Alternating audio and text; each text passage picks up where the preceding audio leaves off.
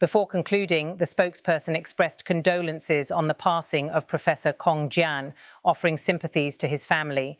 This was followed by an assurance that China remains open to continued engagement with relevant parties on outstanding issues.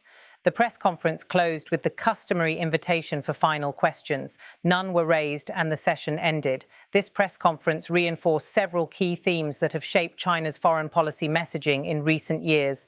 Defending multilateralism and the UN, Beijing consistently frames itself as a champion of multilateral institutions, countering narratives that portray the UN as outdated.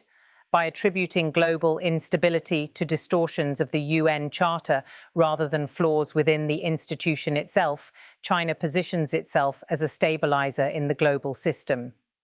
Climate change leadership, Xi Jinping's appearance at the UN Climate Summit and the ministry's follow-up were meant to underline China's role as an indispensable player in climate governance.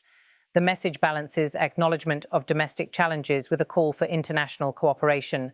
Firm stance on Taiwan. The strongest language of the briefing was reserved for Taiwan.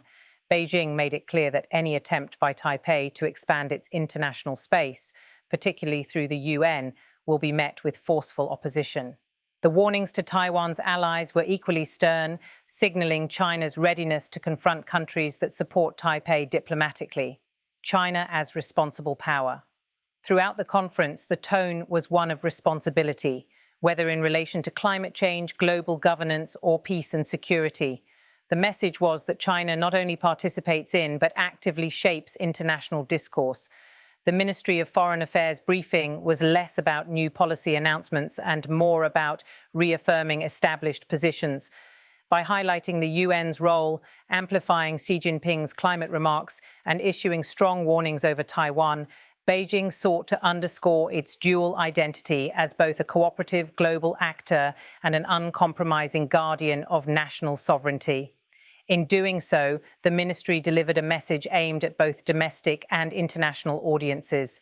China is committed to global cooperation but will not tolerate challenges to its core interests.